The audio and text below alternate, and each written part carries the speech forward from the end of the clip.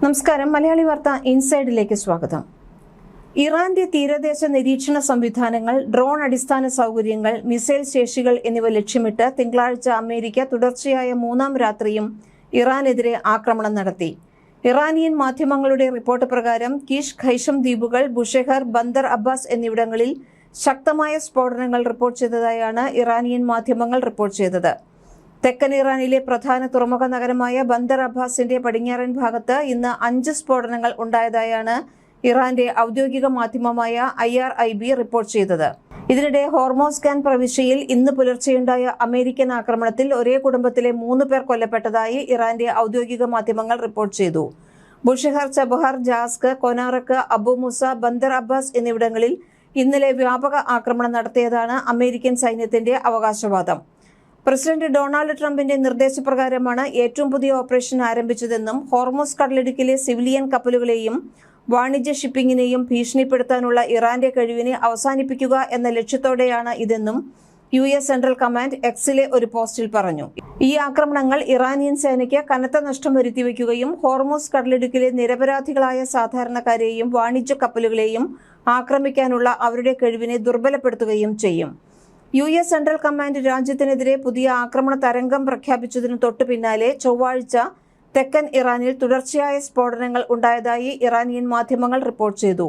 തുറമുഖ നഗരമായ Bandar Abbas, Kish ദ്വീപ് എന്നിവിടങ്ങളിലാണ് സ്ഫോടനങ്ങൾ ഉണ്ടായതെന്നാണ് പ്രാഥമിക റിപ്പോർട്ടുകൾ പറയുന്നത്. പിന്നീട് ബുഷേർ പ്രവിശ്യയിലെ ജാം എന്ന നഗരത്തിലും ഖേഷ്ടം ദ്വീപിലും നിരവധി സ്ഫോടനങ്ങൾ കേട്ടതായി ഇറാനിലെ ഫാഴ്സ് വാർത്താ ഏജൻസി അറിയിച്ചു.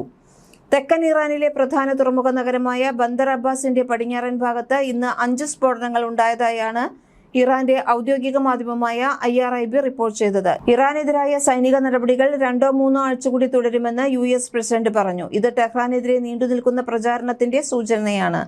ഇറാനിലെ പിക്കാക്സ് പർവ്വതം എന്നറിയപ്പെടുന്ന കുഹി കൊളാങ് ഗാസലായിൽ ആക്രമണം നടത്തുമെന്ന് ഭീഷണിപ്പെടുത്തി ഞങ്ങൾ പിക്കാക്സ് പർവ്വതം നീക്കം ചെയ്യാൻ പോകുന്നു. ഇറാനികളോട് തയ്യാറാകാൻ പറയുക, അവർക്ക് ഇതിൽ നിന്ന് രക്ഷപ്പെടാൻ കഴിയില്ല എന്ന് ട്രംപ് പറഞ്ഞു. ഇറാന്റെ മധ്യഭാഗത്തുള്ള സാഗ്രോസ് പർവ്വത നിരകൾക്കുള്ളിൽ ആഴത്തിൽ നിർമ്മിച്ച അതീവ സുരക്ഷിതമായ ആണവ നിലയമായ കഹി കൊളാങ് ഗാസ്ല അഥവാ പിക്കാക്സ് പർവ്വതം തങ്ങളുടെ പ്രധാന ലക്ഷ്യമാണെന്ന് ട്രംപ് വെളിപ്പെടുത്തി. അതിനെ മുൻവാതിലിൽ തന്നെ കൃത്യമായി പ്രഹരിക്കാൻ പറ്റിയ വലിയ ലക്ഷ്യം എന്നാണ് ട്രംപ് വിശേഷിപ്പിച്ചത്. പിക്കാക്സ് മൗണ്ടൻ ആക്രമിച്ചാൽ കനത്ത തിരിച്ചടി നൽകുമെന്നും ഇറാൻ മുന്നറിയിപ്പ് നൽകി. പിക്കാക്സ് മൗണ്ടൻ ആക്രമിക്കുമെന്ന അമേരിക്കൻ പ്രസിഡന്റ് ട്രംപിന്റെ ഭീഷണി യാഥാർത്ഥ്യമായാൽ അതിന് വിനാശകരമായ തിരിച്ചടി നൽകുമെന്നാണ് ഇറാനിലെ മുതിർന്ന സുരക്ഷാ ഉദ്യോഗസ്ഥനെ ഉദ്ധരിച്ചുള്ള റിപ്പോർട്ട്. യുദ്ധത്തിലൂടെയോ അമേരിക്കൻ ആക്രമണത്തിലൂടെയോ ഹോർമൂസ് കടലിടുക്ക് ഒരിക്കലും തുറക്കില്ലെന്ന് ഇറാനിയൻ സൈനിക വക്താവ് ബ്രിഗേഡിയർ ജനറൽ മുഹമ്മദ് അക്രിമീനിയയെ ഉദ്ധരിച്ച് അൽ ജസീറ റിപ്പോർട്ട് ചെയ്തു. ഇറാനിയൻ ജനതയുടെ അവകാശങ്ങളെ മാനിക്കുന്നതിലൂടെയാണ് ഹോർമൂസ് കടലിടുക്ക് തുറക്കാനാകുക എന്നും അദ്ദേഹം കൂട്ടിച്ചേർത്തു. രക്തസാക്ഷിയായ ഇസ്ലാമിക വിപ്ലവത്തിന്റെ നേതാവിന്റെ രക്തത്തിന് പ്രതികാരം ചെയ്യേണ്ടത് ഞങ്ങളുടെ ഉത്തരവാദിത്തമാണെന്നും മുഹമ്മദ് അക്രമീനിയ വ്യക്തമാക്കി. അമേരിക്കൻ ആക്രമണങ്ങൾക്ക് തിരിച്ചടിയായി ഗൾഫിലെ അമേരിക്കൻ സൈനിക താവളങ്ങളെ ലക്ഷ്യമിട്ട് ഇറാനും ആക്രമണങ്ങൾ നടത്തി. കുവൈറ്റ്, ബഹ്റൈൻ, ജോർദാൻ എന്നിവിടങ്ങളിലെ അമേരിക്കൻ സൈനിക താവളങ്ങളെ ലക്ഷ്യമിട്ടായിരുന്നു ഇറാന്റെ ആക്രമണം. ഹോർമൂസ് കടലിടുക്കിലൂടെ സഞ്ചരിച്ചിരുന്ന 2 കപ്പലുകളെ ലക്ഷ്യമിട്ടതായും ഇറാൻ അവകാശവാദം ഉന്നയിച്ചിട്ടുണ്ട്. അമേരിക്കൻ ആക്രമണത്തിന് പിന്നാലെ ഇറാൻ ബഹ്റൈനിലേക്ക് നിരവധി മിസൈൽ ആക്രമണങ്ങൾ നടത്തി. ഇറാനിൽ നിന്ന് തൊടുത്ത 4 മിസൈലുകൾ ജോർദാന്റെ വ്യോമ പ്രതിരോധ സംവിധാനം വെടിവെച്ചിട്ടു എന്നാണ് ജോർദാന്റെ ഔദ്യോഗിക വാർത്താ ഏജൻസിയായ പെട്ര റിപ്പോർട്ട് ചെയ്തത്. UAEയുടെ 2 എണ്ണക്കപ്പലുകൾക്കു നേരെ ഇറാന്റെ മിസൈൽ ആക്രമണമുണ്ടായതായി UAE പ്രതിരോധ മന്ത്രാലയം സ്ഥിരീകരിച്ചു. നിയന്ത്രണം വിട്ട 2 സൂപ്പർ ടാങ്കറുകളെ ആക്രമിച്ച് പ്രവർത്തനരഹിതമാക്കി എന്നാണ് ഇറാന്റെ ഇസ്ലാമിക് റവല്യൂഷണറി ഗാർഡ് കോർപ്സിന്റെ അവകാശവാദം. ഞായറാഴ്ച ഒമാൻ തീരത്ത് കടലിടുക്കിൽ ഇറാൻ ഒരു കണ്ടെയ്നർ കപ്പലിനെ ആക്രമിച്ചതിനെ തുടർന്നാണ് ഏറ്റവും പുതിയ സംഘർഷം ഉണ്ടായത്. ഇത് തന്ത്രപരമായി നിർണായകമായ ജലപാതയെ സംഘർഷത്തിന്റെ കേന്ദ്രത്തിലേക്ക് തിരികെ കൊണ്ടുവന്നു. സംഭവത്തിനു ശേഷം ഇറാനിയൻ ലക്ഷ്യങ്ങളിൽ US വീണ്ടും ആക്രമണം നടത്തി. ഇറാനെതിരെ പുതിയ ഉപരോധം പ്രഖ്യാപിക്കുകയും തന്ത്രപ്രധാനമായ ജലപാതയിലൂടെ സഞ്ചരിക്കുന്ന യോഗ്യമായ ചരക്കുകൾക്ക് 20% ഫീസ് ഏർപ്പെടുത്തുകയും ചെയ്തതോടെ അമേരിക്ക ഹോർമൂസ് കടലിടുക്കിന്റെ കാവൽക്കാരനായി പ്രവർത്തിക്കുമെന്ന് ട്രംപ് പറഞ്ഞു. ഇറാനിയൻ കപ്പലുകൾക്ക് ഇനി ഈ കടലിടുക്കിലൂടെ കടന്നുപോകാൻ അനുവാദമില്ലെന്നും സുരക്ഷിതമായ ഗതാഗതത്തിന് മറ്റു കപ്പലുകൾക്ക് പണം നൽകുമെന്നും ട്രംപ് പറഞ്ഞു. ശത്രുതയ്ക്ക് സ്ഥിരമായ അന്ത്യം കുറിക്കുന്നതിനുള്ള ചർച്ചകൾക്ക് വഴിയൊരുക്കുക എന്ന ലക്ഷ്യത്തോടെയുള്ള 60 ദിവസത്തെ ഇടക്കാല കരാർ നിലനിൽക്കെയാണ് ഏറ്റവും പുതിയ ഏറ്റുമുട്ടൽ ഉണ്ടായത്. പകരം കടലിടുക്കിന്റെ ഭാവിയെ കേന്ദ്രീകരിച്ചുള്ള നിരവധി സൈനിക കൈമാറ്റങ്ങൾ കരാറിനെ മറച്ചുവെച്ചു. വ്യോമ പ്രതിരോധ സംവിധാനങ്ങൾ, റഡാർ ഇൻസ്റ്റലേഷനുകൾ, മിസൈൽ, ഡ്രോൺ ശേഷികൾ, ചെറിയ നാവിക കപ്പലുകൾ എന്നിവയുൾപ്പെടെ ഇറാനുള്ളിലെ ഡസൻ കണക്കിന് ലക്ഷ്യങ്ങളിൽ അമേരിക്കൻ സൈന്യം ആക്രമണം നടത്തിയതായി തിങ്കളാഴ്ച US സെൻട്രൽ കമാൻഡ് അറിയിച്ചു.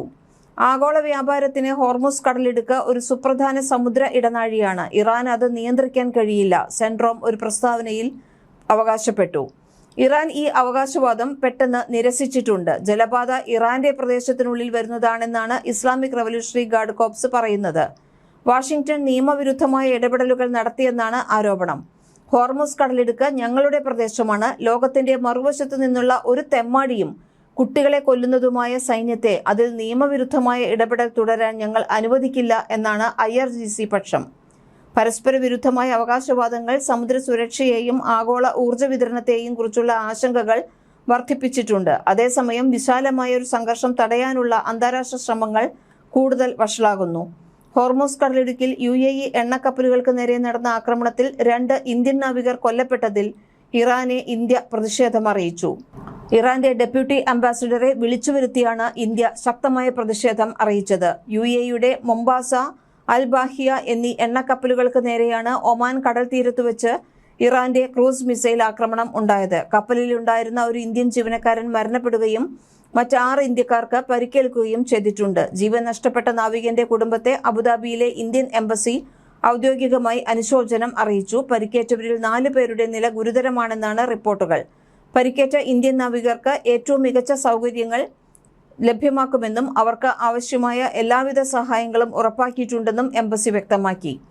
അന്താരാഷ്ട്ര നിയമങ്ങളുടെ ലംഘനവും പ്രാദേശിക സുരക്ഷയ്ക്കും സ്ഥിരതയ്ക്കും ഭീഷണിയുമായ നടപടിയാണിതെന്ന് UAE പ്രതിരോധ മന്ത്രാലയം വ്യക്തമാക്കി. രാജ്യത്തിന്റെ പരമാധികാരവും സുരക്ഷയും സംരക്ഷിക്കാൻ ഏത് നടപടിയും സ്വീകരിക്കാൻ തങ്ങൾ സജ്ജമാണെന്നും മന്ത്രാലയം മുന്നറിയിപ്പ് നൽകി.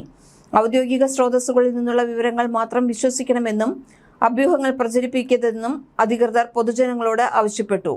ലോകത്തെ 1/5 ക്രൂഡ് ഓയിൽ പ്രകൃതിവാതക വിതരണവും നടക്കുന്ന തന്ത്രപ്രധാനമായ ഹോർമുസ് കടലിടുക്കിന്റെ നിയന്ത്രണത്തിനായി ഇറാനും അമേരിക്കയും തമ്മിൽ നടക്കുന്ന പോരാട്ടമാണ് സംഘർഷത്തിലേക്ക് നയിച്ചത്.